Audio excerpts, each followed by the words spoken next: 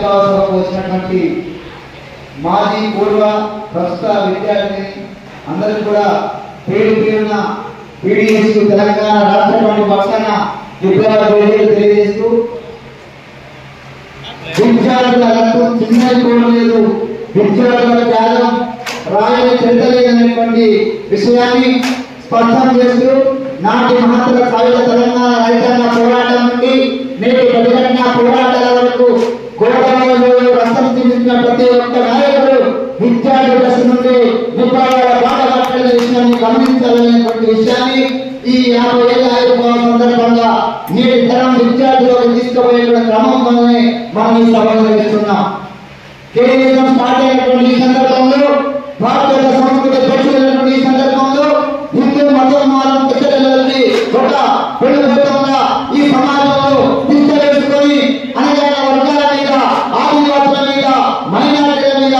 దాడులు జరుగుతున్నటువంటి ఈ సందర్భంలో మనందరం వేగంగా మోస్తుందని చెప్పేసి చెప్తూ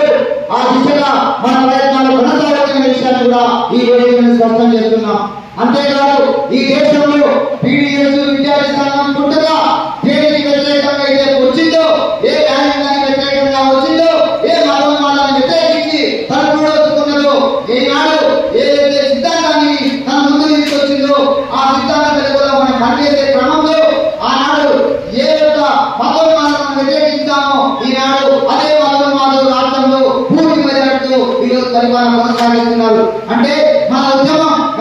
పట్టిందనేటువంటిది వాస్తవం, దాన్ని అంగీకరించాల్సిందే. దీనికి సవాలైన కారణాలు ఉన్నాయి. ప్రధానమైనటువంటి కారణాలు ఇంతకుముందు మాట్లాడిన పూర్వీకులందరూ కూడా చీలికలు అనే విషయాన్ని స్పష్టం చేసి చెప్పారు. నేను అంటున్నాం, తెలంగాణ రాష్ట్ర కమిటీగా మేము ప్రత్యేకంగా హైదరాబాద్ కేంద్రంగా జరిగినటువంటి పీడీఎస్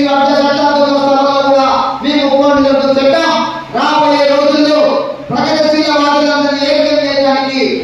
వారందరినీ ఒకే మీద తీసుకురావడానికి మా పీడీఎస్ రాష్ట్ర కమిటీ అన్ని విధాలుగా కృషి చేస్తున్నది. త్వరలోనే దాన్ని సాధించిన విషయాన్ని కూడా ఈ వేదిక నుంచి స్పష్టం చేస్తూ రాబోయేటువంటి మతోన్మాద పాలించాలని అడ్డుకోవాలంటే ప్రగతిశీల వాదులందరూ ఏకీకరణ ఉన్నది. ఏ త్యాగాల పునాదుల మీద ఏర్పడిన ఈ ఉద్యమాన్ని నిలబెట్టడమే కాదు, మునుముందుకు తీసుకోవడంలో ప్రతి ఒక్క విద్యార్థిని ఉద్యమంలో మనం తీసుకురావడం కోసం ఆ దిశగా చైతన్యాన్ని పెంపొందించేటువంటి నూతన ఆవిష్కరణలు చేసేటువంటి దిశగా మన ఆలోచన ఉండాలని, ప్రగతిశీల ఆలోచన విధానంతో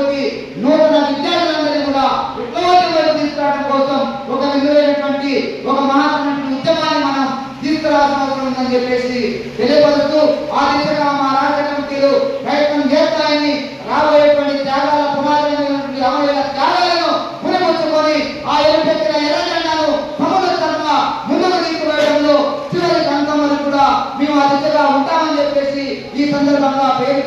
తెలియజేస్తూ లాస్ట్